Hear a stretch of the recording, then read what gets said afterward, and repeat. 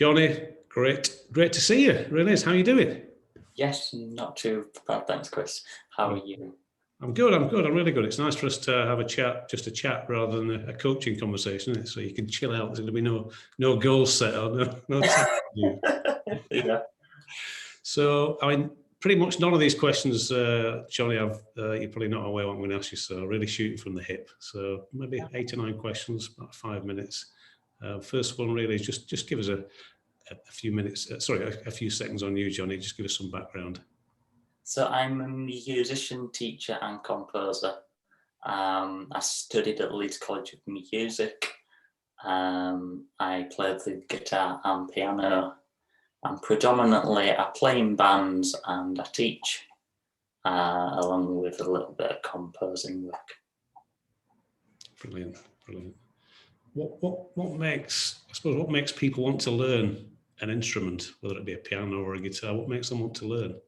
I think it's down to the fact that music is a universal language. It's the only language that we've got, I think, that people can understand. People can understand what music is and how it makes them feel without having to learn it.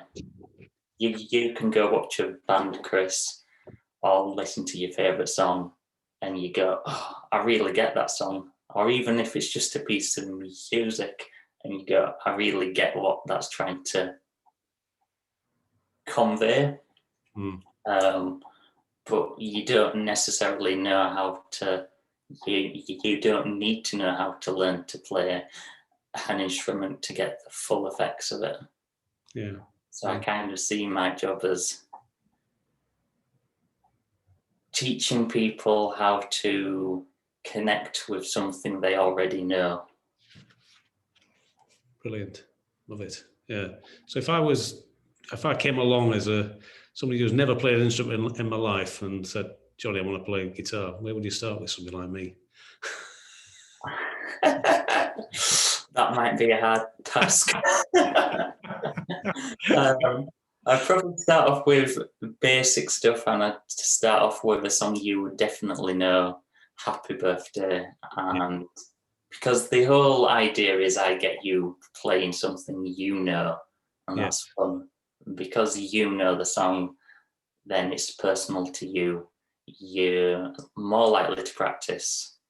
You're more likely to be consistent towards the goals that are set in each lesson, and a lot more likely to make progress. And it takes pressure off of me because you tell me what you want to learn as opposed to me dictating this and that. Because whenever you try and dictate in that format, I've found it never goes according to plan, even if you are coming with the best intentions. Yeah. Okay. So it may be that I'm not this particular person, but who's your dream customer, your dream client? My dream client, just someone who's passionate about music, someone who listens, and someone who practices consistently. You don't have to be the best guitarist or pianist, just a nice person generally. Yeah. Oh, maybe I qualify there then, but I don't know. How much do parents? I mean, because obviously, I think you teach children as well as adults, don't you? I think how much do parents have an influence on the kind of desire or the appetite for kids to learn an instrument? Is it the parents or is it the child? It's a mixed bag. It's very, very mixed bag. I get a lot of parents. Most parents, I have to say, let the child do their own thing, and whether they want to let the child carry on with lessons. I generally find most parents are quite chilled and laid back. I have had the odd parent though that is, I want you to learn guitar, which with all the best intentions in the world, I fully get, because I think learning an instrument not only teaches you the instrument, but life skills like communication, patience, working towards a goal. Yeah. But you can't ever force the kid. No. The kid will do what it wants. if it falls off the beaten track 7 times, it will. You know, you can't ever force anybody. My job is just to make everything fun. Brilliant. Any kind of funny moments, or either on a gig or in a lesson? Anything that springs to mind? Amusing moments? Amusing moments amusing moments in the lesson. I once had a kid pick up on my stutter and All right. Okay. say, "Why, Mum? Why does he talk funny?" God bless him. God bless him. Bless you. To which I just laughed. Amusing moments on a gig. I was once playing a working men's club in Pontefract, and a lady decided to flash her boobs at me. To which my jaw nearly dropped on the floor, and I was like, "Blimey!" And yeah, let's just say we were very fast to pack up that night. So you didn't get a number then? Certainly not, no. Or she didn't get yours, more importantly. Right? Yeah.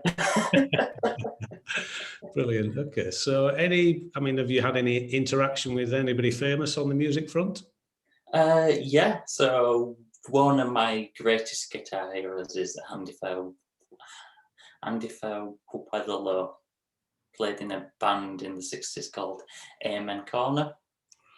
Right. I ended up meeting him about 2 years ago now. Wow.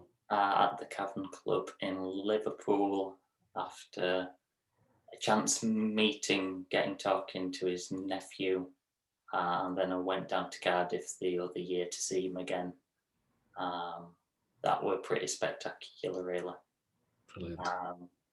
What amazed me, well, it didn't amaze me, but what I find fascinating is, because I've gigged a fair bit and I've supported the likes of Martin Barr, who's the guitarist out in Jeffrey O'Toole, and Saxon and other sort of semi-famous groups. And what I all find is every good guitarist is just a good person as a person.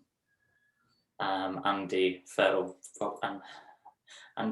Weatherlow was just a really nice, down-to-earth, chilled guy with a great heart. Brilliant. Bit like you, Johnny. Bit like you, and probably that's why you got on. Excellent. Okay.